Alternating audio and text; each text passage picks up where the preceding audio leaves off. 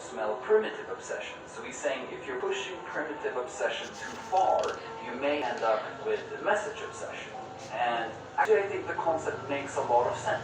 If I'm understanding what he means with message obsession correctly, I can definitely relate to having sort of performed the sin and having had the realization. I vividly remember having at some point during my journey into programming come to the realization that I'm being too obsessed with creating specific names for things. Let's talk about what he means with message obsession. I'll ruthlessly steal his example, so Nat Price, I hope you don't mind. I've linked the article below, so please do check out the article. So here's the example. Let's say that you have a system where you have a robot.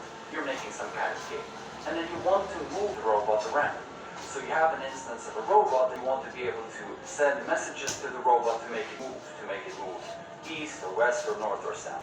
So if you're being obsessed with primitives, perhaps what you would do is that you would have a move method on the robot. And then when you call the move method, when you send the message move to the robot, you pass two arguments, an x coordinate and a y coordinate. An x and a y. So as in, if you would send 2 as x and 2 as y, you would move horizontally 2 units and vertically 2 units. But of course, as you can see, this is evidently primitive obsession because the domain concepts are sort of hidden. The domain concepts are sort of implicit rather than explicit. By the way, please see my other video on primitive obsession if you're not entirely sure what primitive obsession is. And what I mean when I say that the domain concepts are implicit, I mean if you pass a positive integer for x, for example, it's not obvious whether that means right or whether that means left. Is positive right and negative left, or is positive left and negative right? While you may argue that some choices are more reasonable than others, it's still obvious that there is a matter of interpretation, that somebody could have a different interpretation, and that there thus is information that is implicit rather than explicit in your program. So to combat this, what you might do is that you might create 4 methods on the robot. Move west, move east, move north, and move south. And yeah, that might be better because you've made information explicit. Absolutely. But there are still some problems. And I think the author of the article puts it very nicely when he exemplifies, saying that this encourages you to use conditions. It encourages you to use conditions because you have named methods that you in other places will have to call. So let's think about it. Dynamic dispatch. You can't change a call to west, to east at runtime. You have to change the call at compiler. And if you want to change it at runtime, you have to somehow switch over something and then either call west or call east. A proper solution, or a more proper solution to this problem, he argues, would be to make heavier use of composition. So in other words, to have some kind of direction class, instantiate the direction object, and then pass that direction object to the robot's walk method. So you have the walk method, it takes a single argument, and what you're supposed to pass it is an instance of a direction. So with that, you eliminated primitive obsession and increased composability, but you still have the ability to name things, because you can still save a direction into a variable, and thus give that variable the name move west. And you save another direction into another variable, and name that variable move east. And through that, you've almost achieved the same explicitness as you had in the example where you had explicit method names that move west, move east, move north, move south. But you also have very high composability. So I think this is an excellent blog post, and I highly recommend you go read it. Because as I said, I really saw myself, as in my early days of programming, exercising this kind of behavior. And depending on where you are in your journey as a programmer, I guess it's kind of likely that you too recognize yourself. Very early on, from my experience, it seems that programmers realize that there's tremendous value in making things that are implicit, explicit. It's much easier to communicate the intent of the program when you have proper names for things. But in our efforts to name things, when we are creating methods that encapsulate behavior that are non-composable, then we're trading in a lot of flexibility in exchange for that explicitness. And if we instead learn to write code that is highly composable, we can achieve high composability and still make things explicit rather than implicit. That's it. Thanks for watching. Remember to subscribe if you want more code talks like this. I'll see you in the next one.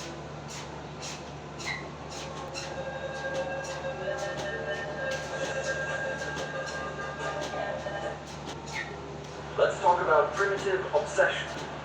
We previously touched upon primitive obsession, but we haven't really dug into it in detail. So primitive obsession is when you are using primitives to represent domain concepts, domain ideas. We'll talk about examples, but let's first talk about it on sort of the general plane. So let's start with the question, what is a domain concept? A domain concept, is an idea that belongs to the context of your application, that is specific to your setting. So if you would be building a blog, for example, then a domain object, a domain concept could be a post, it could be a comment, it could be a statistic, such as in how many comments are there on a particular post. And if you were building a library system, say, it could be books, authors, and so forth. I think you see what I'm saying. So now we know what domain concepts are, but we also need to know what primitives are. So primitives are usually things such as ints or floats, bytes, characters, right? These very primitive data types. And in some languages, strings. But in some languages, strings are not actually primitive data types. Now, when we say primitive in primitive obsession, my understanding is that we include things such as strings. In Ruby, we include things such as hashes. In C# we include things such as the dictionary. This is open for debate, and there's a whole lot of nuances here, and I can see how it could be valuable to hold the other position, to say that primitive obsession only apply to actual primitives. Because, for example, because hash in Ruby is an object, you can actually inherit from hash. So some of the problems with primitive obsession disappear in a language such as Ruby. So now we know what primitives are, and we know what domain concepts are. So let's think about the definition again. So the definition said that primitive obsession is when you are using primitives to represent domain concepts. So let's exemplify. Let's say that in our application, for some reason, we want to have ages. So we want to be able to represent the age of a person. And for the sake of the example, it's actually important that it's an alive person. So it's not about representing the age of a historical person that lived thousands of years ago, but calculating that person's age to today. It's not about that, right? It's about representing the age of individuals that are actually alive today. If we would represent the age with, say, an integer, then we are exercising primitive obsession, or exhibiting primitive obsession. We are being obsessed with primitives. Think of it this way. What is the domain of possible values for integers, and what is the domain of possible values for age? If we use ints to represent ages, then suddenly anything that is a valid integer seems to be a valid age. But that's not actually true, because an integer could be minus something, but it makes no sense for an age to be minus something if we're only looking at alive people.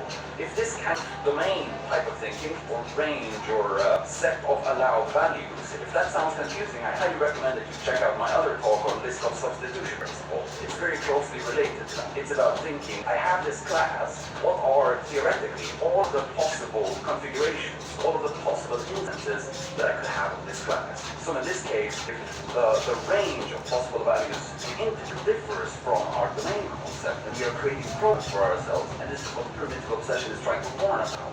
Because suddenly we have a variable that will contain an age, but we can't be sure that that age will adhere to the constraints of ageness that we have in our application, that's inherent to our domain concept. So something that I find particularly interesting about primitive obsession is that it's not immediately obvious that primitive obsession is a bad thing. Before I first learned about primitive obsession, I believe I thought that making use of primitives, or prioritizing the use of primitives over complex objects, is a good thing, simply because primitives have less dependencies. If you think about it, right? I mean, depending on a primitive, having a method that depends on a string feels less heavy than having a method that depends on some kind of complex object that you built yourself.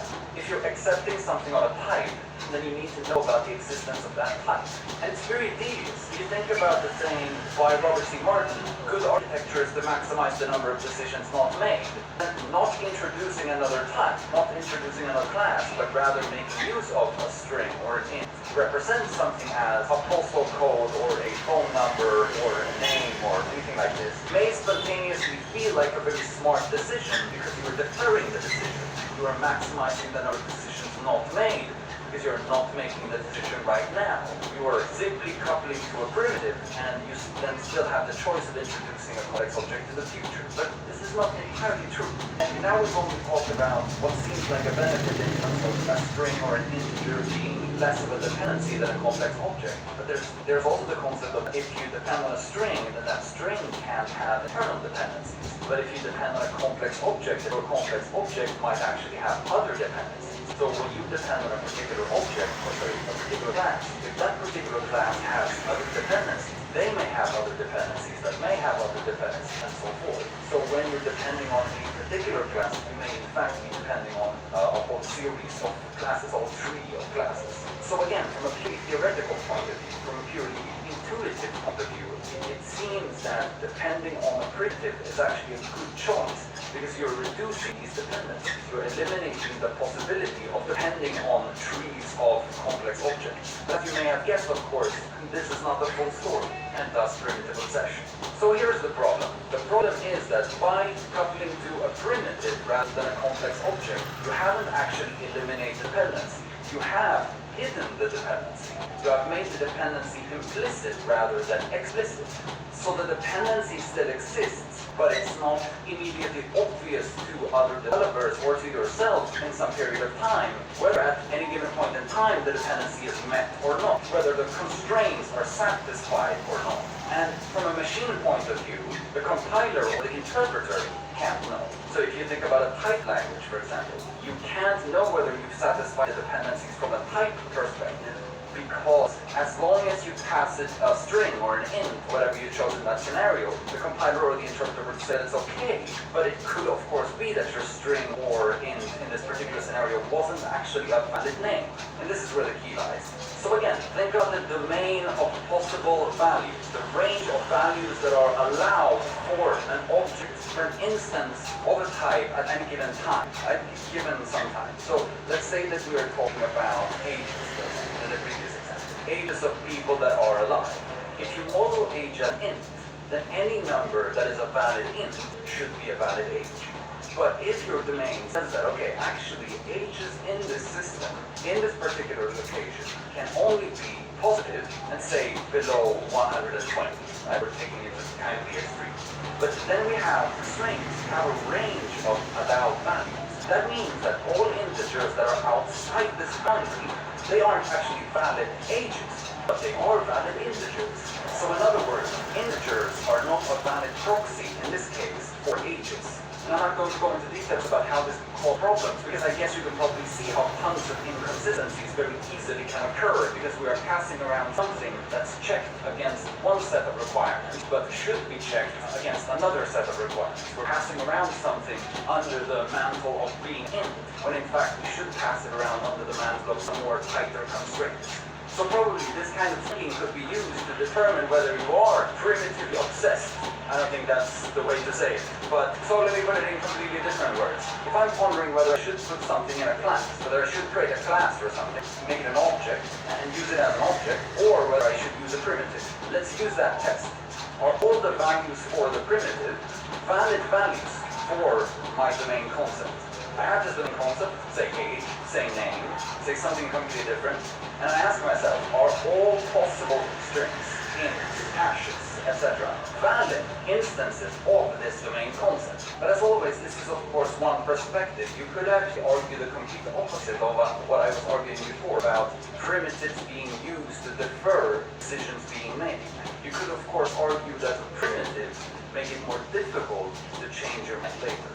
And in that case, even if the domains for primitive and of your domain concept have the same ranges, even if you, given that rule, could use a primitive, so the primitive would be a valid substitute, completely okay type to use instead of, then one could argue that you should still not use primitives. Again, based on that, if you have a class, it's easier for you to substitute that object later on. It's easier for you to change your code without modifying your code, without editing your code. Let me be more precise. It's easier to change the behavior of your program at runtime without changing it at compile time. So it's easier for you to without rewriting your program, rewire your program. In other words, send the different objects to different locations, and therefore, or thereby, change the behavior of the program. So if you use that kind of logic, I guess the conclusion would be, if you have any reason to believe that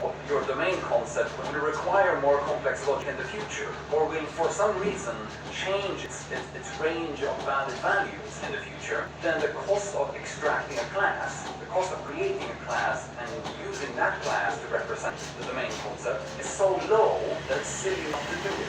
And I think there's a lot to that argument.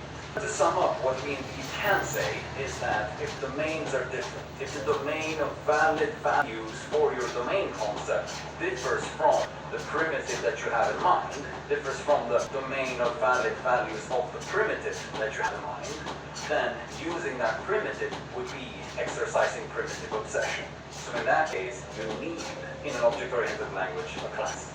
That's it. Thanks for watching. Remember to subscribe and see you in the next one. I think we're unique because now, as you can see, we are in a studio atmosphere. We're not in a remote atmosphere anymore. That how today is just a pledge and a brief reminder to not forget the great powers of the terminal. Gary Bernard had this great video from a long while back called the Unix Chainsaw. Now, just for context, Gary Bernard is the guy who ran the old screencast series called Destroy All Software, and who has now resurrected the series Destroy All Software and is making screencasts again.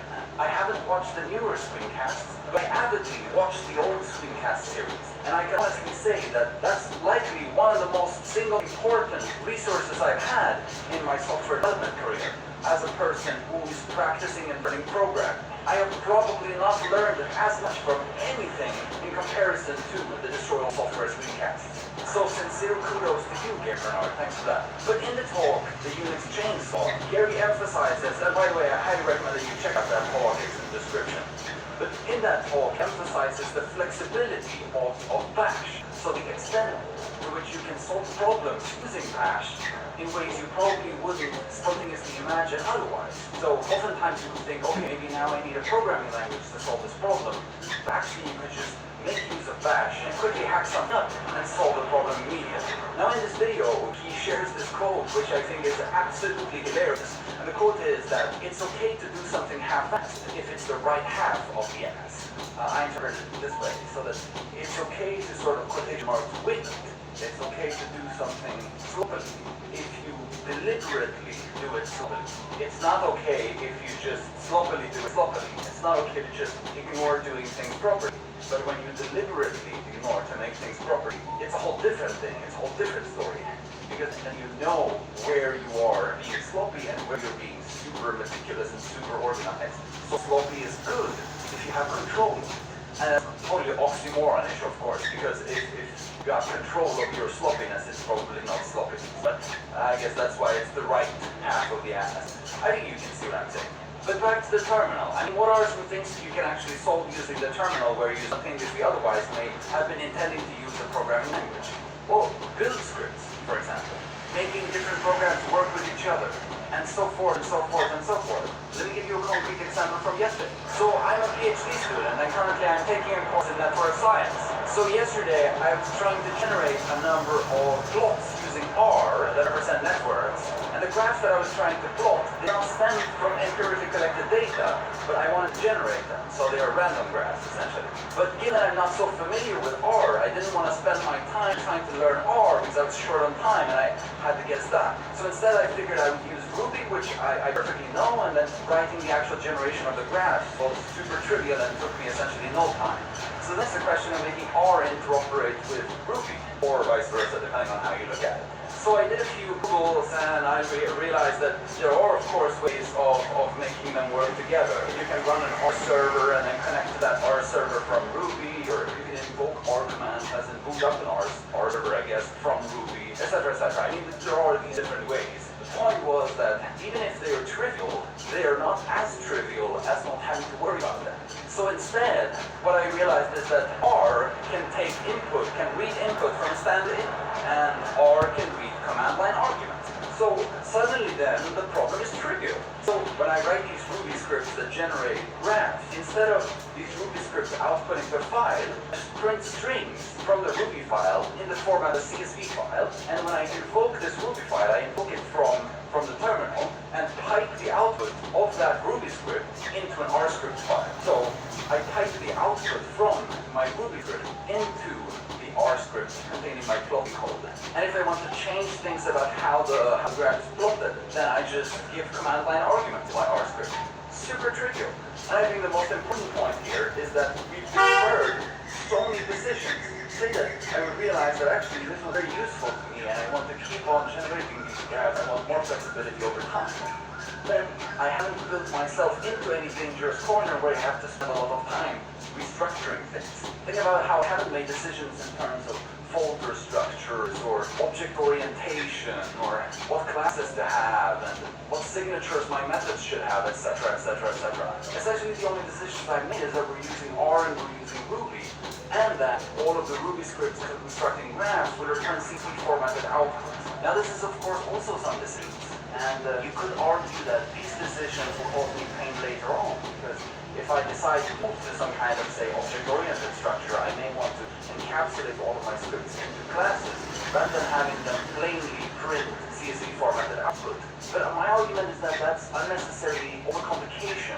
Essentially, I'm saying it's likely that this app will remain small, and it's likely that I can keep piping things back and forth using Bash, using the terminal as the sort of main orchestrator, as the thing that composes things together, as the thing that composes programs, input and output together. And thus, there isn't even any need for me to ever move into a class-based structure.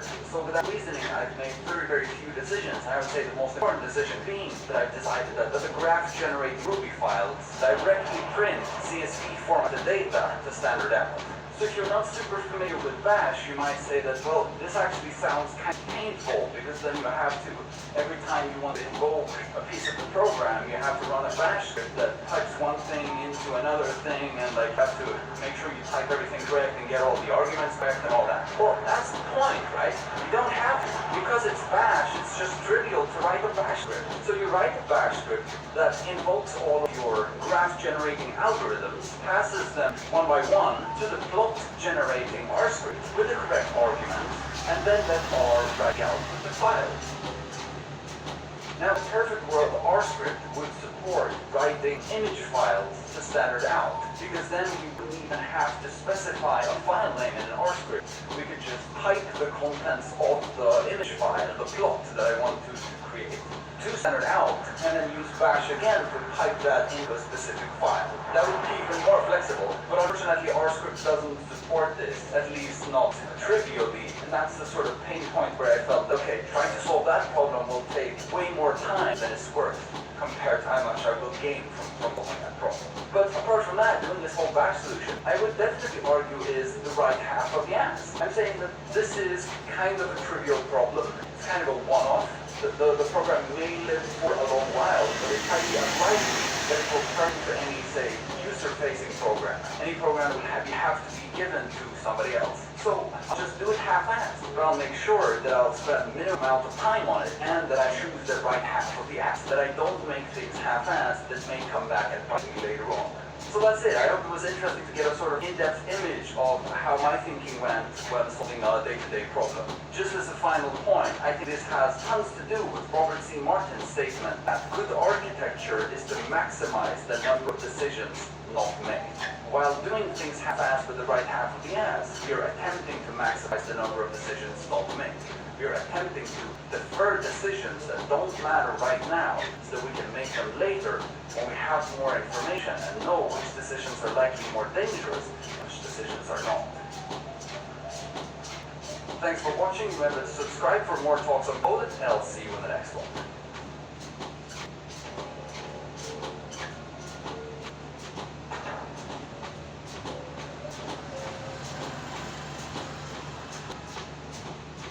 Software today is better than software tomorrow. But from a different perspective, perfection is the enemy of good. Perfect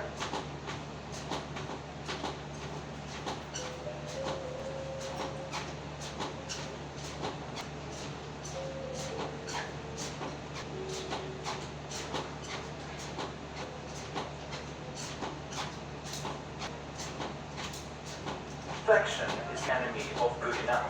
Or from a different perspective, think about the classical saying, a bird in the hand is better than 10 in the forest. Let's talk about this.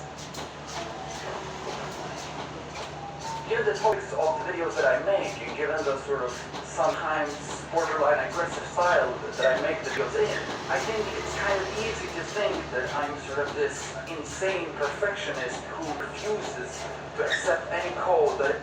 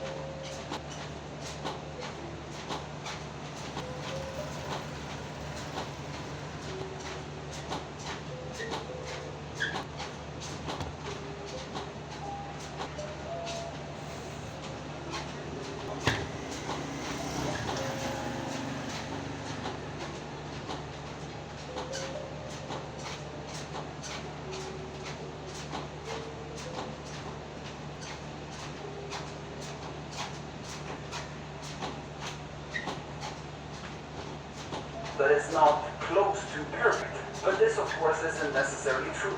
I think it was Albert Einstein who said that in theory and practice are the same, but in practice they're not. So there are times when I too am pragmatic. There are times too when I sort of give up on perfection in exchange for being able to ship quicker, being able to ship today, being able to actually get some code down on the screen, punching out the keys today, which is why I'm saying software today is better than software tomorrow. I'd like to talk about this from two perspectives. On one end, it may actually be economically more rational to ship poor software today than perfect software tomorrow. And secondly, that if you are too focused on perfection, you may get bogged down, and it may be that you're never actually successfully being able to produce the software. It may be that you get so stuck on trying to create the perfect software that you never actually get around to completing it. So in economics, there's this concept of the time value of money. And essentially it's about that different economic agents, I as an economic agent, right? When I engage in economic activities, I'm an economic agent. Different economic agents have different time preferences. And that means that they value their time differently. So essentially this is about opportunities. It's about opportunity cost. So if you think about a large firm, for example, a large firm with a lot of capital may have a lot of investment opportunities. So the point is that if they're investing in a project, if they're evaluating whether they should invest in a project, and if the project is expected to yield a certain amount in return, it matters whether it yields that in a very short time or in a very long time. Because if it does that in a very long time, then they could have used the capital that they used to invest in the project and to invest in, say, the stock market or other investment opportunities. And through that, yield equivalent or more gains. So again, it's the opportunity cost.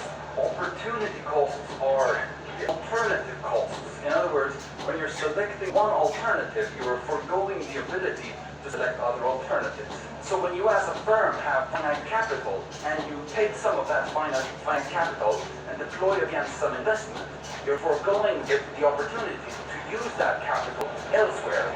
So of course then you have to measure whether the elsewhere or where you want to deploy the capital will yield the most returns. So to take opportunity cost into account when you're calculating an investment, there's this thing called discount rate. So you discount the value of capital when that capital appears in the future. Or let's put it more correctly. You discount the value of a cash flow when you expect that cash flow to appear in the future and not today. So in economics, quite literally, if you have a high time preference, I can't remember whether it's high or low, but if you have a high opportunity cost, let's say that's a high time preference, then quite literally, $1 today is more worth than $1 tomorrow. And if you think about it, of course that makes a lot of sense, because if you get the dollar today, you can deploy that dollar against some investments today, start to yield returns from that from today, but if you get it tomorrow, you can only start tomorrow. So let's tie this back to software, right? So software, I rather think the thing is that competitive advantage or engaging in the marketplace. If you ship today, you can engage in the marketplace from today. If you ship today, you have the chance of using your product to create value, to create cash flow from today. But if you wait until tomorrow, you have to wait until tomorrow to create cash flow. So it's quite possible that by delivering a non-perfect product, the cash flow won't be as high as if you would have waited until you created the perfect product, but still not necessarily so that that's a worse investment. Yes, it could be that by waiting until you've created the perfect product, you could create cash flows that are larger. But if you think about the sum, taking the time value of money into account, it's not necessarily so that waiting and creating the perfect product will create, in the end, a higher cash flow than will shipping the product today, having subpar cash flows, but instead getting those cash flows over time. And again, time value of money, right? So these cash flows, this capital, this finite capital can be used to deploy against other investment opportunities meanwhile, such as, for example, bettering the product. So that's what I wanted to say about economics. Be sure to let me know in the comments if you think that this was majorly confusing and if I'm making no sense. Let's talk about the second point. This one is very short. I just want to make sure to remind us all that getting caught up in perfection is risky. Being too concerned about perfection is risky in the sense that we might just keep hammering on the product, hammering on the code, and hammering on the architecture, redesigning and refactoring, and never sort of getting that source code into the system and out to the clients or deployed into the world, in some sense will never have a product. So when you start to work on commit for days, if you haven't checked into version control for days, then it's probably a sign that maybe you're pushing it too far, right? It's better just to get that in, pragmatism, get that stuff in, make a note somewhere that you will see, right? Somewhere that you will take action upon, that something needs to be refactored. And then you'll refactor that. Think about that other thing. When you're about to make a change, first make the change easy, and then make the change. And the joke is that the first part might be the difficult part. So likely you'll be in touch with that code again. And when you are, then you will refactor. So I mean, don't get too caught up in trying to produce the perfect software right now. Just make sure you have shippable software right now. But of course, that doesn't mean that you should be slow through your architecture. Of course, that doesn't mean that you should check in silly code, like you just hack up anything that works. Not necessarily. There's always the trade-off. There's always this delicate balance. But I like to think of it this way. I'm thinking there's sort of this continuum where some people are not concerned enough with really architecturing their systems, really thinking about their design, really thinking long-term. And some people are way extreme in the amount they think about architecture and the time they spend on trying to make things perfect. And I think I'm probably more on this end of the scale, on the more extreme end of the scale. So I'm one of these people who have to remind myself about pragmatism. I have to remind myself about making sure that we ship software today because it's more valuable today than it is tomorrow.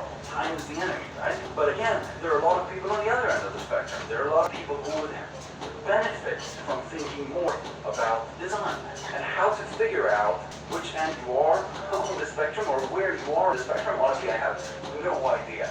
I'm just spontaneously thinking that this is probably where code reviews becomes very, very useful.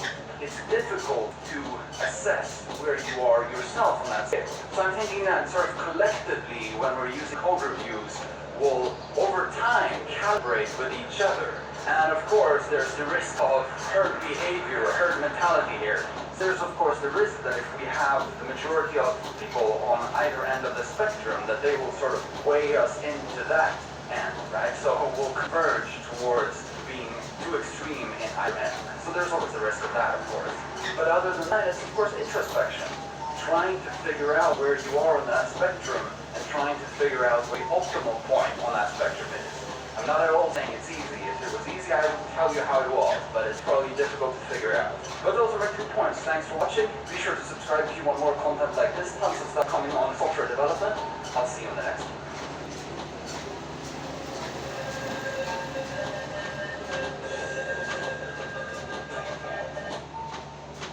So the Agile Manifesto consists of 4 values.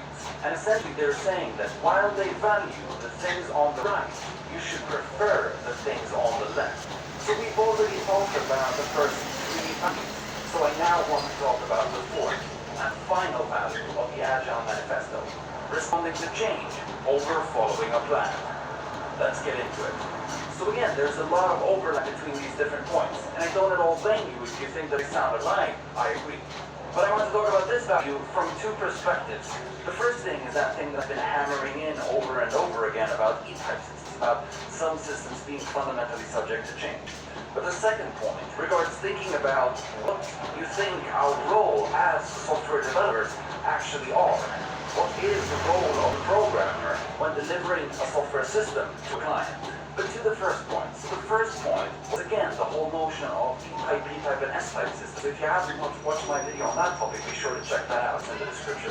But E-type systems are systems that are, by their nature, inherently subject to change. The nature of such a system is that you can't, in all cases, specify the system to 100% initially.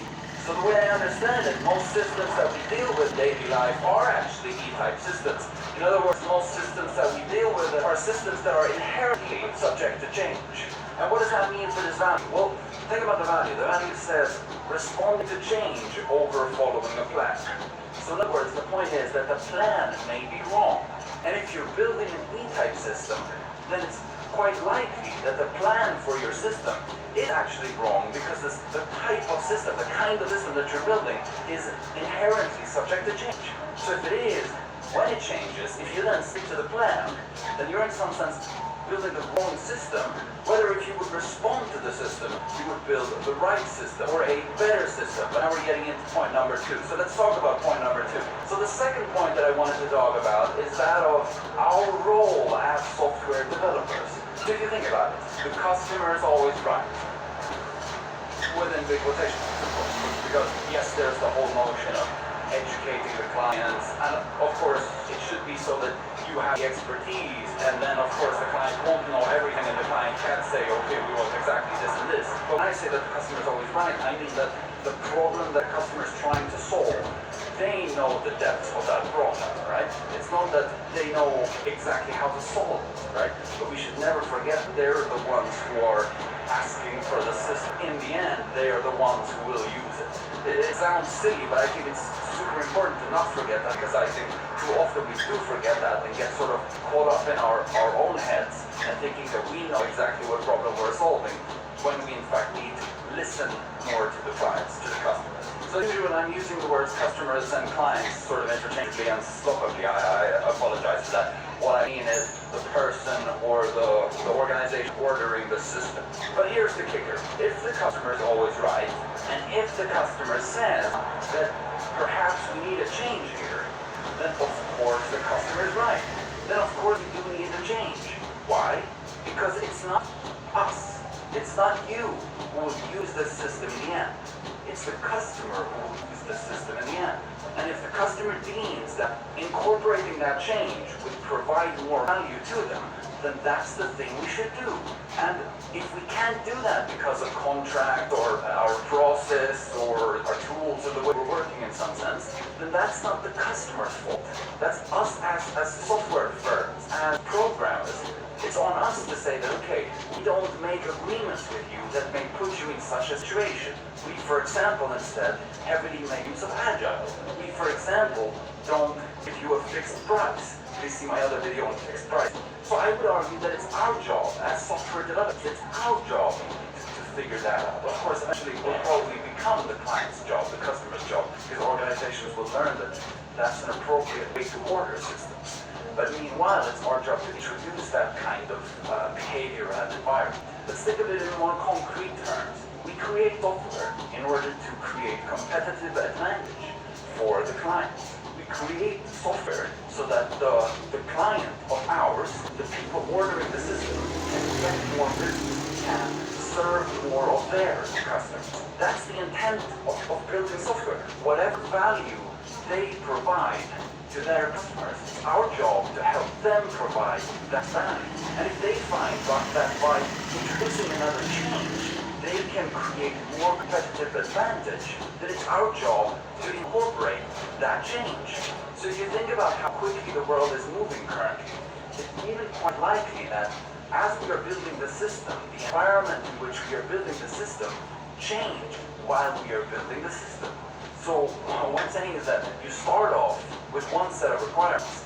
You start building the system. It takes some time. And as you're doing that, the world under you changes, which means that if you would rewrite the requirements as of now, you would probably write them differently. And I think that Agile is saying that that is not a bad thing. That is not something that we should try to avoid. That is not something that we should try to mitigate by putting our requirements into stone and saying that they are non-changeable ever. They are not to be changed ever. Never. Because that's not the way we create the most competitive advantage for our clients. Instead, responding to change and responding to the changing environment will create more competitive advantage for our clients. Of course, there's a delicate balance to strike here, because otherwise you'll be building a system forever. But let's talk about that some other time, because that's not necessarily a bad thing. And we'll talk about fixed pricing more in another video. But just think of it this way: not using fixed price, instead charging on a time-based basis, in my view, is really the best solution for both parties, the client and the developer. It's not that non-fixed pricing is very beneficial for one of the parties, but not for the other. It's actually very beneficial for both of them, because the client gets to get exactly what the client wants, because they can keep changing the requirements all the time, and in some sense they would spend the minimum necessary amount to get that, because they can jump out of the project at any time, depending on your contract, of course, but like theoretically. That means that you have cycles or sprints, right? And whenever the client feels that you've hit all of the requirements that they actually need, they just exit the project. That's that. And you as a developer, you don't have to fear working overtime because the clients keep changing their minds or keep arguing that you've misinterpreted the requirements, etc. So that's it. Those were the 4 principles of the Agile Manifesto. I hope that helps and I hope that makes sense. If you want to discuss anything, feel free to shoot a comment in the comments. Beyond that, if you want more videos on Agile, let me know and we can do a series on the 12 principles of the Agile Manifesto. For that and for tons of other stuff on programming, be sure to subscribe so you won't miss the next episode. I'll see you in the next one. Thanks for watching.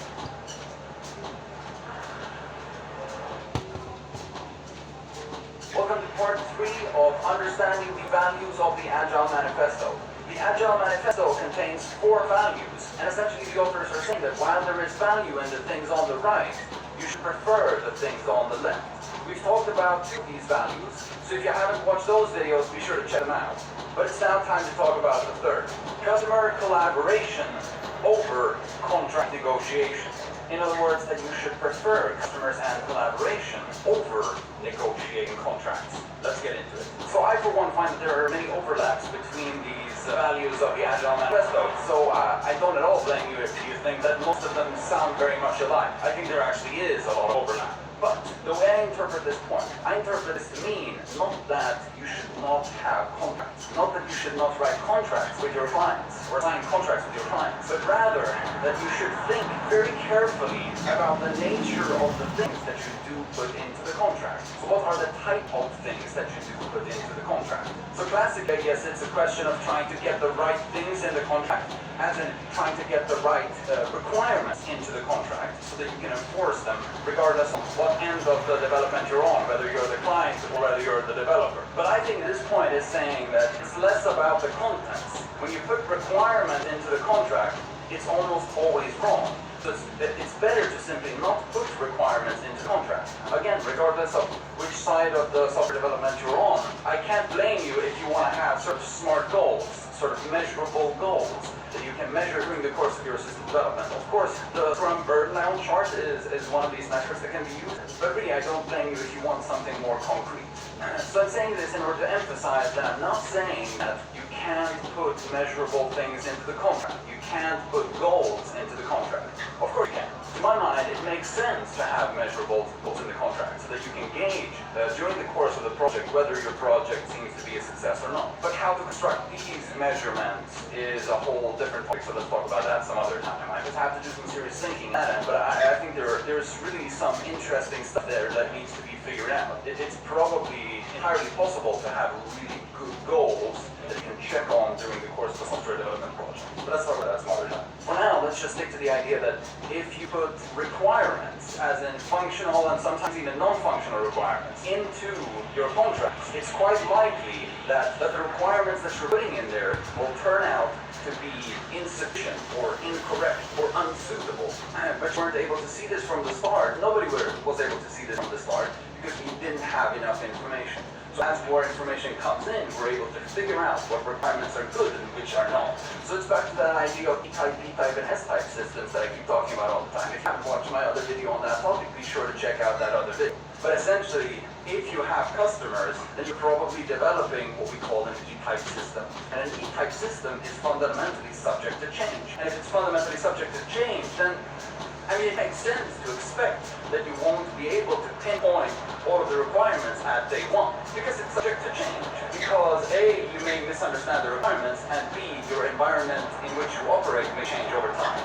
So this should strongly indicate to you that you should not try to pinpoint all of the requirements at day one. But let's get back to the value. So the value is saying customers and collaboration over contract negotiation. So it's essentially saying that resistance is futile, right? So it's essentially saying the person who knows your requirements, the person who really knows what needs to be built, as in really knows the underlying problem, not necessarily knows the technical details or exactly what the solution should look like, but the person who understands, who deeply understands the underlying business problem that you're trying to address, the underlying need that you're trying to address. This person is your customer. These people are your customers. But the problem is that they don't know exactly what they want from day one. Because again, E-type systems, they couldn't possibly know. Because it's difficult to figure out. It's difficult to specify an E-type system from day one. So instead, you need to trust that over time they will figure out what it is that they want, what product it is that they want. And here's where value becomes very relevant. If that's the case, if the case is that they are the only people who know, who will know what you need to build, who really understand the underlying need, they are the people who will set the requirement for the application. But if they won't be able to specify all of those needs at day one, then that means they're going to need the customer throughout the project. They're going to need information from the customer throughout the project because they will, step by step, as time progresses, figure out what it is they actually need. And hence the saying, customers and collaboration over contract negotiation. You can't put everything into the contract from the beginning because the people who have the information don't know the information yet. Instead, you should collaborate with the people who know information so that when they do figure it out, you have a communication channel where you can funnel the new requirements, the new incoming requirements into the application. So in order to drill this in one last time, it's unfair to your customer, right? You're doing your customer disservice if you're trying to force your client, force your customer to, sorry, I sloppily use the words clients and customers. I usually mean client when I say customer, pardon. You're doing your client a disservice when you're trying to force your client to specify every detail of the system that they want to have built, because they probably don't know yet. And as usual, that's not their fault. It's just that such is the nature of type systems. So to really serve your client, you need to collaborate with the customer rather than negotiate every detail of what they think they want to have built into a contract. This will only give everyone involved a full sense of security. That's it. Thanks for watching. Remember to subscribe so that you won't miss my video on the fourth value of the Agile Manifesto. I'll see you next one. The Agile Manifesto consists of 4 values, and essentially they're saying that while they value the things on the right, they prefer the things on the left. So while the things on the right are important, they're not as important as the things on the left. I've already talked about value number 1 in a different video. I now want to talk about value number 2. Working software over comprehensive documentation. In other words, what they're saying is that working software is more important, should be preferred over comprehensive documentation. Now again, remember, it's not about the thing on the right, it's not about documentation being useless. It is useful, it's just not as important as working software. Of course, documentation is important. If you've ever, as a programmer, used a third-party library that has, say, suboptimal, subpar documentation, you know the pain of trying to understand something that has incomprehensible documentation.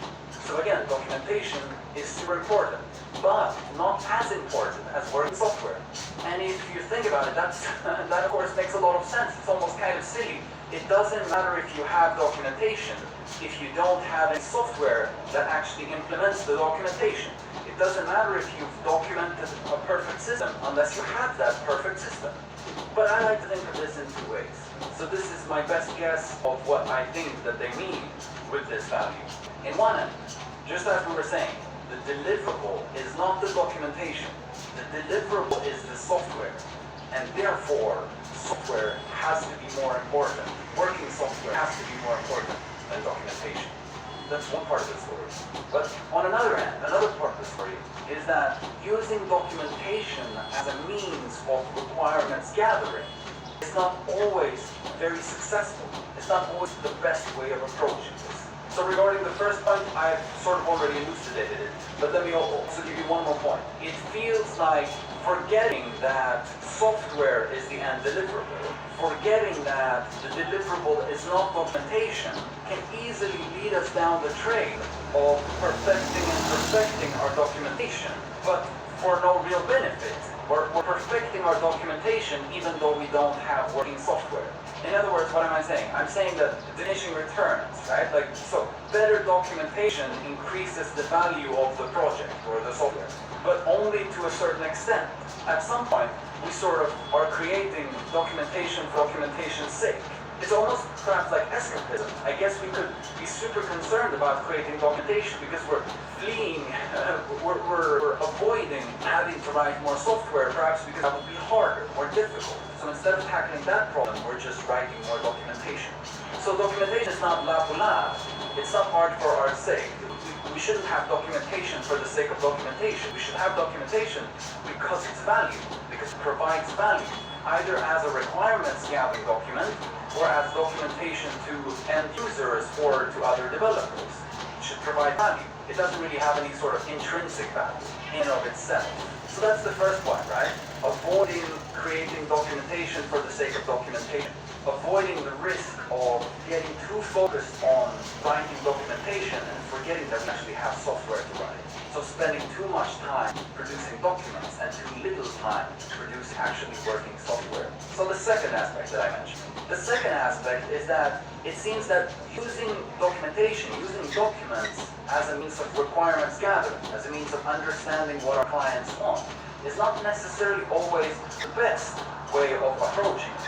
Or even if we wouldn't say the best, let's say a cost-effective way of approaching it. Again, like as we were talking about before, you can definitely imagine a scenario where you spend too much time producing documentation. Too much as in that it's not cost-effective. So I'm trying to make sort of the same argument, but in terms of requirements gathering. So we get value, we derive value from documentation when we're using it to gather requirements, when using it to understand what the clients want. But think of the term diminishing returns.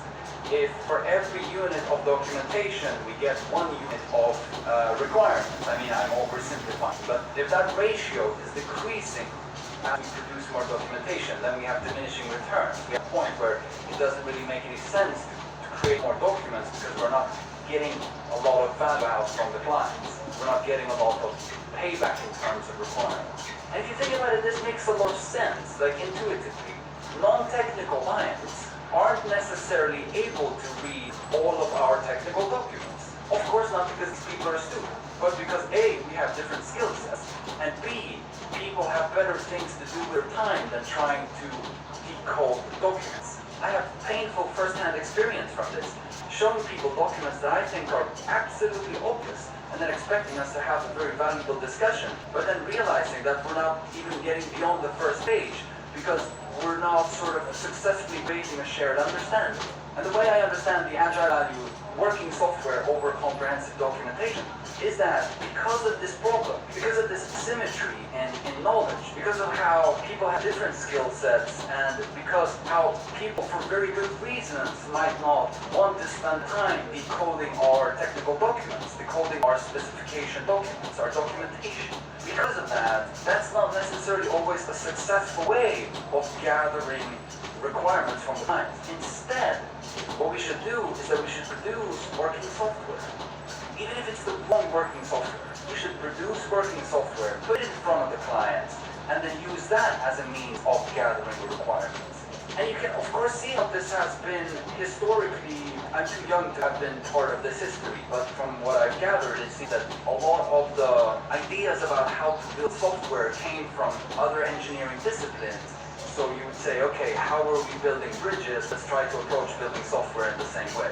And if you build a bridge, and then after the fact, after you build a bridge, you realize that you want to change something. Well, that's going to be rather expensive to do. But in software, that's not necessarily the case. That completely depends on your architecture. I mean, software is soft, right? It's not hardware. Changing software after the fact is possible and can be, I shouldn't say cheap, but let's say, can be not expensive, right? It doesn't necessarily have to be super expensive. So because of that, the point is that instead of producing endless series of documents, pamphlets and pamphlets and pamphlets and books of documentation that we force clients to read through, instead we just try to produce working software, put that in front of the clients, and then gather feedback from that.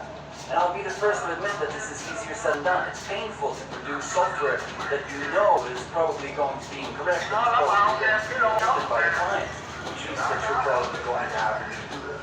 But in terms of cost efficiency, that's probably the cheapest way of doing it. That's probably the most efficient way of doing it. And while this point is totally unrelated, as a guy who likes code, I'd of course rather spend my time writing code than writing documentation. Just saying, it's gotta be worth something. So that's it. So that's the second value of the agile values. Be sure to subscribe so you won't miss the next video about the third and the fourth value. Thanks for watching.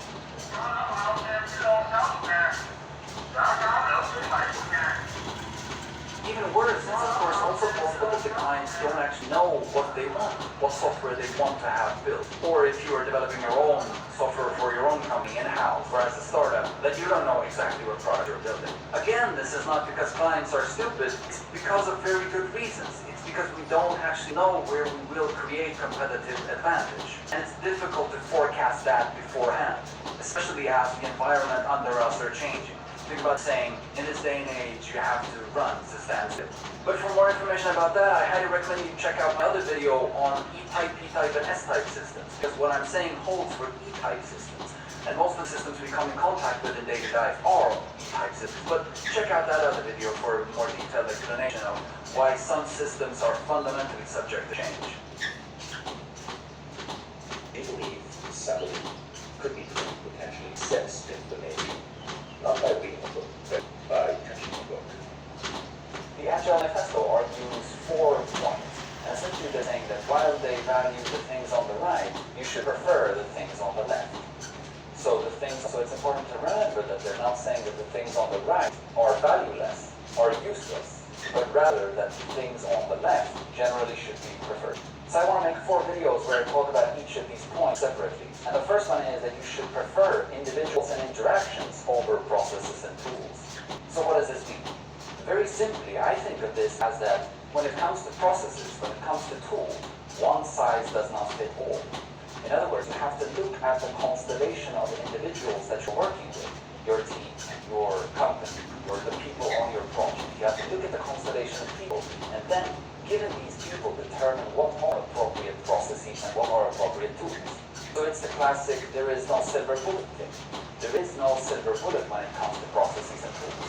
There's no single process that you can implement in your company or give to your software engineers, to your programmers, and expect everything to turn out fine just because you're using that magic process, that silver bullet process. I think this becomes especially important to remember if you think about Scrum, for example, because Scrum and say Kanban, these things are often treated like that. They're treated as something that if you implement this in your company, then definitely your productivity, your output, your success will go up. It's not necessarily so, right? It's contextual. And you have to look at your individual scenario. You have to weigh the pros and cons. But more concretely, the way I understand this is that this idea of individuals and interaction over processes and tools is a response to what's now perhaps becoming a bit old because we're getting used to the whole agile methodology thing. But at that time, people were perhaps too focused on the processes, focused on creating the documents, following the process, using the right tools, sort of meticulously, sort of to a sort of absurd extent. And at some point you have to say, okay, but are we actually favoring the process more than the actual output? Are we too concerned about doing all of the right things according to the paper or on paper, and we forget that we actually have to deliver software? Are we spending too much time on the processes and the tools, and thereby make the actual shippable product suffer? I think the word bike shedding is very appropriate for this scenario. So bike shedding is a term that's used to describe sometimes over-engineering, but caring too much about something that doesn't really matter, right? Like, so if you think about a bike shed, so a bike shed is a place where you put the bikes, right? A small house where you put the bikes. So a bike shed is still a bike shed. It doesn't matter how fantastic it is, right? It doesn't matter if it has all the latest bells and whistles and what materials you build it in, etc., etc. It's still a bike shed. So a $1 billion bike shed that fulfills its purpose versus a $1,000 bike shed that fulfills its purpose. Perhaps the $1,000 bike shed is the better bike shed. Again, it's contextual, but this is the way I interpret the term bike shed. And I think that's very appropriate for this scenario. In other words, we're saying that do the simplest thing possible when it comes to your processes and tools. Look at your team and do something that's appropriate for your team. Another way to think about this is that I think that we're saying that no process, to this day at least, no process can replace the value of individual interaction. Sometimes it's just quicker, sometimes, and I guess a lot of times actually, it's just quicker to put people in the same room and let them talk about things, thereby share information, rather than meticulously typing documents and updating documents and putting these documents in central locations and keeping these documents up to date all the time, etc., etc. Like, this becomes very costly over time, and especially if you have lots and lots of documents. So instead, you put people in the same room and let them discuss, and then thereby you gain convergence or consensus about what we're building. So that's a very useful way to think about how to interact with customers, for example. So if you have stakeholders that are non-technical, you can't talk to them in programming jargon or programming lingo, then put these people in the same room, right, and discuss with them instead of trying to deliver tons and tons of documents. But again, right, it's contextual. It depends on your scenario. So this may work well in smaller scenarios, like if you have a startup, for example, and you have only few non-technical stakeholders. But if you're building a safety control system or something that is very regulated, right, like when it comes to law or things like this, right, like then it may be a lot more important that you're actually documenting the process, etc. Right? Then you might actually, by law, need the documents. So the weekly sprint meeting in Scrum or the daily stand-up in Scrum, I feel are two very good examples of this phenomenon. So the way I understand it, these seem like ways to quickly share information and quickly reach common understanding, quickly reach some kind of rough consensus instead of documenting things in documents all the time. So I think that's a response to the idea of preferring individuals and interactions over processes and tools. But even better, the idea that in Scrum, there's also the idea that you should be close to your clients, that the stakeholders of the system, people that rightfully have an opinion about what the software should do, these people should be close to the people who are programming. These people should be preferably in the same room, at least same building, right? Close. Proximity, the physical, geographical proximity is key here, so that you can favor individuals over processes and tools. So that, in other words, it's not about whether you are using video conferencing systems or Skype or Link or whatever. It's not about whether you have a daily stand-up or a weekly stand-up or weekly sprint meeting. Because if you have physical proximity, then the programmers always ask the stakeholders as soon as they reach decision points where they can't make the decision by themselves. So again, remember, it's not about the one thing replacing the other. It's not about the thing on the left replacing the thing on the right. It's about the thing on the right still having value, but that the thing on the left perhaps should be preferred.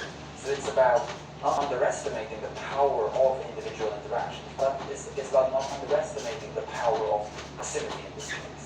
So do not underestimate the individuals and the interactions between individuals. That's important. We can't fully replace the power of interaction. We can't fully replace communication between individuals with processes and tools. Or, again, perhaps we possibly can, but it's about not underestimating the power of it, right? Not going bananas and trying to replace the interactions with processes and with tools. That's it. That's the first one. Remember to subscribe if you want to join the discussion of the 3 other principles of the Agile Manifesto. Thanks for watching, and I'll see you in the next one.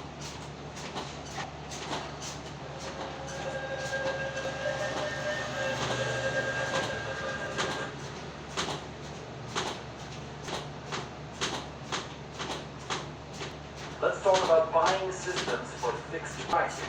Ordering a system based on fixed pricing. In other words, specifying a price, giving a bunch of programmers or a company a specification, and then assuming that they will deliver based on that specification. In other words, buying a system based on fixed price. As opposed to, of course, flexible pricing. I'm not sure what the English term is, but perhaps running pricing, right? Where you have, for example, a bunch of programmers and an hourly salary, and then you just keep on working and you pay the programmer by the hour. If you've been watching my videos, I assume you would guess that I'm opposing fixed price, which is true and which is why I'm making this video. My argument is this. If you are building an E-type system, we'll talk about what this is.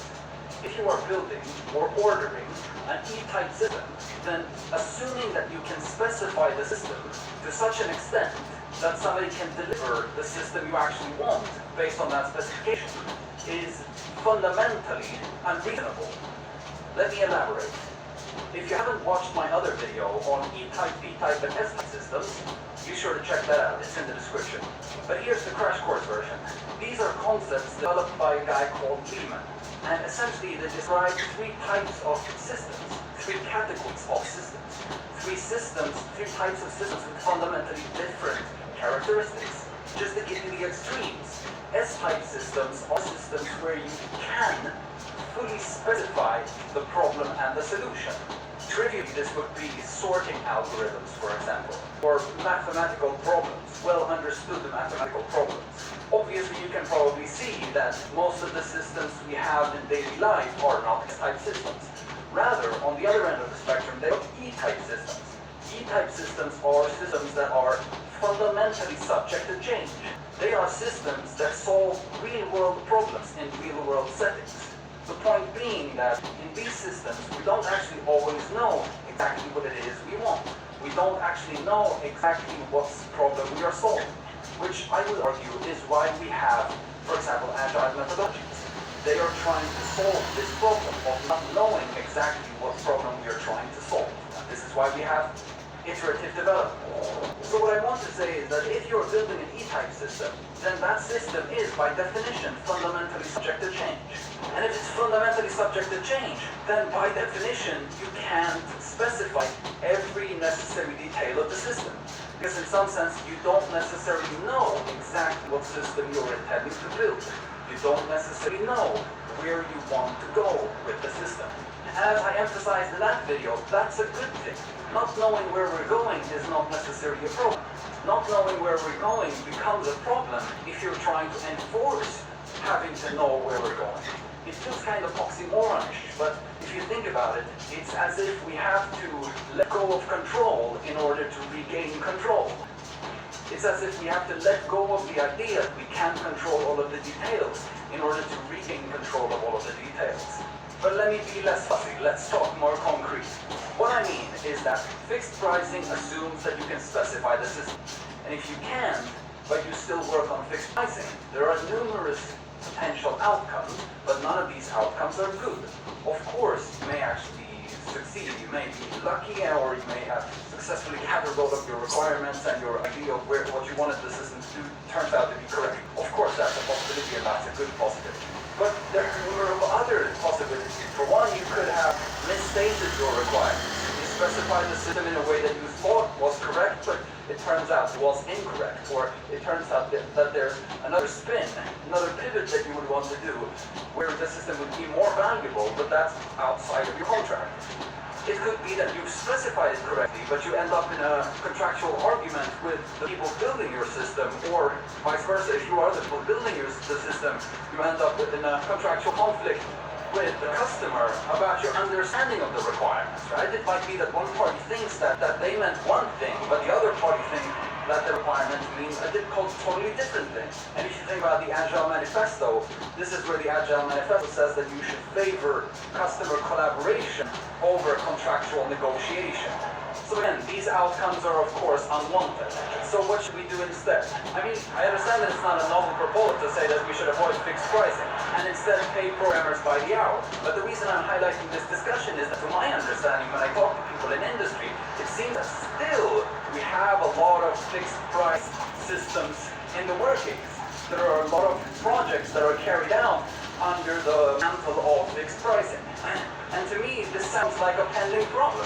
This sounds like a very dangerous situation for these projects to be in. So, as I see it, there are two alternatives. Either you pay programmers, or you as a programmer, or you as a company with programmers are being paid on an hourly basis, or generally, of course, on a time-based basis. You are paid not per performance, but based on time, right? So you execute requirements and you constantly meet with clients, right? Think agile, and you are paid continuously. Whenever the customer wants to exit the project, they exit the project, and that's that. No need to worry about contractual negotiation, and no need to reach a further agreement. The other alternative number two, if you definitely need to work with fixed pricing, which I can totally understand, then you should see that price as a price roof. You should say that, okay, we work on an hourly basis. We charge you on a time-based basis. We have a price roof. We can work up to this point, and we can even say, we don't even have to see it as a price route. You could even say that we ordered the system and we'll work towards this price, but whenever we're at this price, we'll stop working on the system, which puts pressure on everyone to constantly reprioritize whatever is in the backlog, the feature backlog. So instead of saying that, okay, now you've fulfilled all the requirements that were in the original specification, we constantly work with reprioritizing the items in the backlog and continuously build the system. And if you have a look at my other video where I talk about a great image depicting MVP, minimum viable product, you can of course also see that what becomes very important when you work like this is that you are not building isolated functionality, but rather that you are, as in Scrum, for example, building shippable versions continuously. So that at whatever point when the client decides to exit the project, or whenever you hit that price route, that when you reach that point, it's not like you don't have a functional system. When you reach that point, rather you should have a functioning version. It's just a question of what features are in the version and what features are still in the backlog. So to me, this doesn't seem outrageous at all. Actually, it seems rather natural. So essentially, to sum up what I'm saying is that never work on fixed pricing unless you treat the fixed price as a maximum spendable amount, as a price or as a target price, and then charge based on time. The point is essentially that it's not good for any of the parties involved to work on a fixed price basis. If you get into a contractual disagreement, it's not good for any of the parties involved. I think we inevitably have to consider it somewhat of a failure. Unless, of course, you're a hard-necked bastard who don't care about your clients, but that's another story. So software development should always be paid for on a time-based basis, period. If we are talking about E-type systems, of course. S-type systems, a whole different story. That's it. Thanks for watching. If you disagree, feel absolutely free to argue your position in the comments. Remember to subscribe. I'll see you in the next one. So perhaps this will be like preaching to the choir, but what I want to talk about today is that diagrams aren't always evil. Design documents aren't always evil. They aren't always a waste of time. So if you are a person on the other end of the spectrum who thinks that design documents and diagrams essentially are always a good idea, perhaps you can use this video to give you some nuance. And if you're a person on the end of the spectrum where I started, essentially thinking that diagrams are a waste of time, then I want to offer you some nuancing points. So let me tell you about my experience of diagrams. So I did 5 years of information systems, as in a bachelor's and then a master's. And it's my subjective experience that we didn't really talk about agile very early on. So my subjective experience is that we've dug into the details of agile methodologies later on in the studies. The reason I'm saying this is that I think that this has had a negative impact on my view on diagrams. Or more broadly, let's think of them as design documents. Essentially, I've developed a negative association. I've developed a strong feeling that diagrams are a waste of time. So I'm not saying that's what happens at every software engineering or programming related program. I'm not even saying that's what happened at my program. I'm just reporting my subjective experience. So even though we didn't talk about agile methodologies in depth, we were criticizing the problems of classical linear methodologies like waterfall. So to me, it seems like it became kind of one of these classic scapegoat scenarios. We're bashing on waterfall as a methodology and blaming it for all of the software failures that we see in the world. Kind of counterproductive way of learning methodologies. So this caused me to, as an individual, develop the idea that diagrams are a waste of time, because if we're using linear methodologies, then we will draw the diagrams, build the system, and then realize that the system is incorrect, and thus that the diagrams are incorrect, and then we would have to redo the same thing over and over again until we get it right or run out of money. So, you know, I mean, I was naive when I started learning programming. I was naive and young when I started university. So I don't find it fairly surprising that when I heard things such as agile, or even better, such as extreme programming, right? If you like programming and you learn about a methodology called extreme programming, I mean, of course that sounds like this is the Hail Mary, this is fantastic, right? This is the thing that will reduce the time we spend on producing diagrams and maximize the time we spend actually writing productive code. But of course it's not that easy.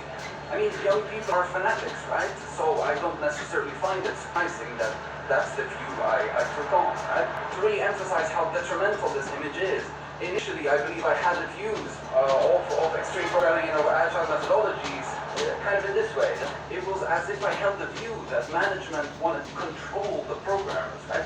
Wanted to impose restrictions, impose timesheets, control the outcome, as management do in other industries, I assume. And I guess I found this oppressive, right, in a very juvenile sense. And this is probably what forced me to get the feeling of wanting to say, roughly, stick it to the man. So what I'm saying is that we have to be really careful in these discussions to make sure that youngsters like myself are not turning into fanatics, are not turning into people that are refusing to discuss with management, for example, or are refusing to be imposed restrictions or control or methodologies or structure from management. But I digress. Let's get back to diagrams and design documents. So my understanding of Agile, correct me if I'm wrong, but is that there is a place for design documents. There is a place for diagrams. The argument is simply that diagrams we should not use diagrams to document every minuscule detail of the system. And we should not use diagrams as a means of specifying the system and then use that specification as a requirements document and then create contracts around that, so that if software developers are delivering according to these design documents, they have succeeded in the development.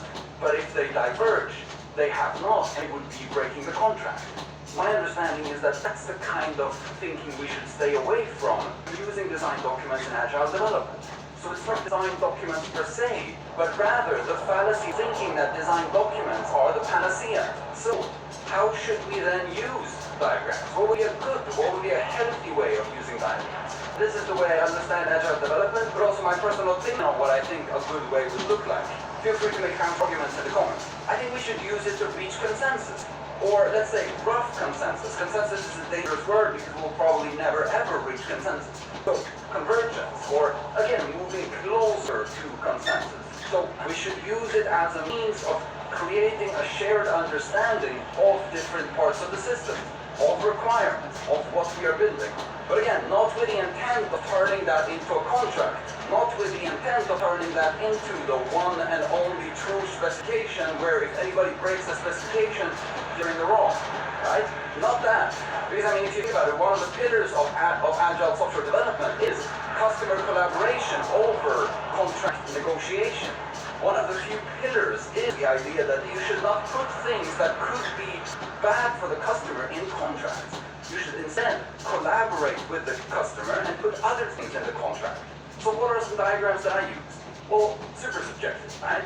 But I think ERDs, entity relationship diagrams, they are probably, to me, the single most valuable diagram that we have in software development. It's fairly, a relational database is fairly straightforward. Disregarding denormalization, assuming that we are normalizing, then that I find is a very, very useful tool for pinpointing the domain language, what we want to call different things, but also the relationship between different things, right? And as we are figuring out these relationships, inevitably we will provoke a lot of interesting discussions that make it obvious that we don't know all of the requirements. It will provoke out the need to have discussions about what we're actually building. So that, hands down, the single most valuable diagram for me. I always do entity relationship diagram. But apart from that, I sometimes draw flow charts. I sometimes draw something kind of like data flow diagrams, if these. But more importantly, I guess I use class diagrams, right? Class diagrams are actually a very useful way of talking about design patterns.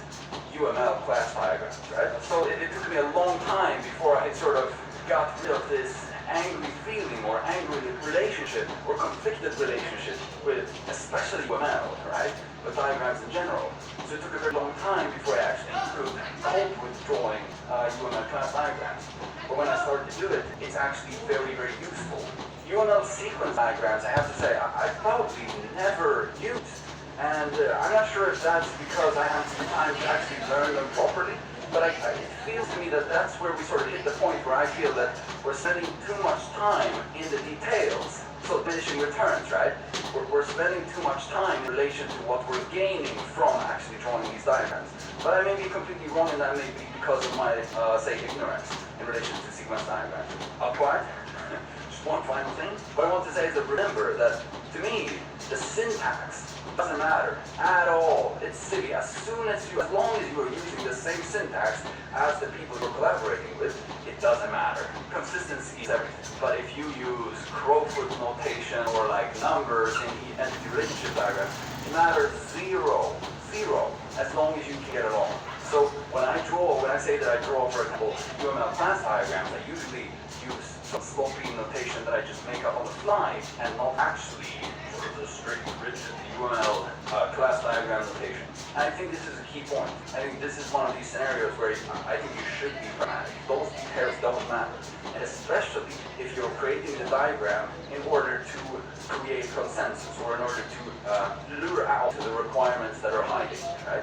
Especially in these cases, because then you're not actually creating the design document with the intent of keeping it alive for a long period of time. So then it's just a discussion tool. And if it's a discussion tool, feel free to use any notation that keeps you creative, whatever floats your boat. Right? So those are my 5 cents. Remember, diagrams are not evil, it's contextual. And there is a lot of value to diagrams. So don't close yourself in with your code, talk to others. Thanks for watching, remember to subscribe, and see you in the next one.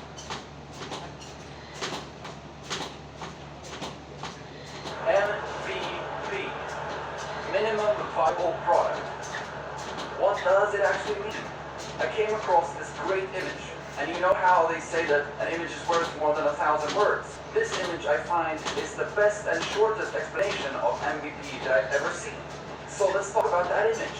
I won't put the image in the video because of copyright, but let me depict the image for you. So there are 2 rows. So what we're talking about is building a car, right? We're talking about a car as a metaphor for a system. We're saying that, okay, there are a bunch of software developers, you as a company, and your customer wants a car. So you're able to build a car. Then we're saying that there are 2 ways of approaching this. Row 1, row 2. The first way of approaching this is what the author of the article that comes with the image calls bastardized agile.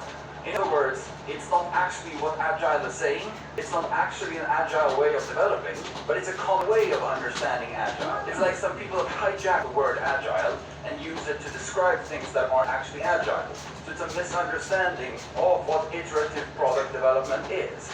The second way, the second row, we'll dig into both of these rows in more detail, but let me just first mention these on sort of a high level. The second row is making use of MVP. It's a quotation marks proper way to do agile according to this author. And naturally I fully agree given that I'm praising the image so much. But let's start by digging down into the first scenario, into the first row. So here's what the image depicts. Remember that where we want to go in the end is that the customer wants a car. That's the sort of imagined final product in this case. So what happens in the first scenario is that because they're doing bastardized agile, because they're doing what they think is iterative development, they won't develop the car up front at once. Instead, they start by delivering a wheel. So they build a wheel and then deliver that to the customer. So what the image depicts is that essentially it's a series of the product that the team develops. So first it's a wheel, then maybe it's 2 wheels, then maybe it's the wheels and the frame of a car, and so forth, and then finally it's actually the car. Right? Then there are a bunch of smiley faces alongside this. So the customer is of course not happy with being delivered a wheel, nor is the customer happy with being delivered a frame and a bunch of wheels. Essentially because this is completely useless for the customer. There's no obvious way for the customer to derive value from these partially finished products because they are not functional in any rational sense given the user's requirements, given the user's quotation marks real problem that they were searching a solution for. So there are a series of angry smiley faces, and then in the end when the customer gets the car, then finally the customer is happy. And bear in mind, the author of the image says, This is in an optimistic scenario. Of course, in real life, when we're building, perhaps you haven't seen my other talk on E-type, B-type, and S-type systems, be sure to check it out. But when we're building E-type systems, systems that are inherently subject to change and where we don't actually know exactly 100% what we want, in these types of systems, I guess it's more the rule rather than the exception that will misunderstand the requirements and build the quotation marks wrong product. So then we're sort of digging into the whole argument about why it would make sense to do iterative product development at all, right? But so I think you get that first scenario, right? We are trying to iterate, we are trying to gather feedback from the customer and see what the customer wants. But in this bastardized version of Agile, we are delivering parts of a product to the customer and not products that are functional and somehow solve the customer's needs but aren't necessarily complete. The distinction probably becomes easier if we start to think about the second scenario. What's the second scenario? Bottom row. The alternative way, according to this author, the correct way of doing Agile, of doing iterative product development, of delivering MVPs, minimum viable products, or as the author of the image calls them, earliest testable product. Note the difference, right? The earliest thing you can give to the customer so that they can test it and give you feedback on whether that's the thing they want or not. So what would such a scenario look like? Essentially like this. Here's where this picture becomes quick. So first image, a skateboard. Second image, kick bike, scooter. Third image, a bike, a bicycle. Fourth image, a motorbike. And maybe then, fifth image, the car. So notice the vast difference between this scenario and the previous scenario. Instead of delivering parts of a product, we are delivering products that aren't as good as the one that the customer is looking for, but they are targeting the same problem. They are trying to solve the same problem that the customer has. So if we manage to do this correctly, then the customer should be able to derive value from these minimum viable products all the way. Of course, the skateboard is not the customer is looking for, but still, it does help the customer with transportation. The wheel in the first scenario doesn't help the customer with transportation, right? Then the customer would have to build stuff on his or her own, right? In order to, I don't know, put the wheel on something that would make it skatable or something like this. I mean, it makes no sense. So as soon as possible, we're trying to help the customer solve the problem that the customer seems to experience, because then we can actually gather valuable feedback.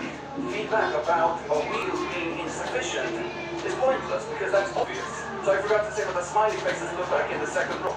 So in the first row, they're sort of angry all the time until they get the final product, which is the car, and then the customer's hopefully happy, or if unfortunately unhappy, because we built the wrong product, because we failed to collect appropriate feedback. But in the second row, the smiley faces aren't angry. Yes, they aren't happy, right? When the customer is delivered a skateboard, but has been asking about the car, of course the customer isn't happy. But incrementally, we move the customer to a state where he or she is more happy, right? Until the point where the customer is sufficiently happy. And whether that will take us to the place where we end up with a car, or to a place where we will end up with something else, we don't know. And this is why we prefer to develop. It's kind of like that age-old saying of like, if I would have asked customers what they want, they would have said a faster horse. So you have to think about the problem that the customer is experiencing, underlying issue, and solve that, rather than blindly listening to exactly what the customer is saying. And this is what we're trying to do when we're building MVPs and then iterating and pivoting towards where the customer actually sees more value. That's it. Thanks for watching. Remember to subscribe, and I'll see you in the next one. By the way, the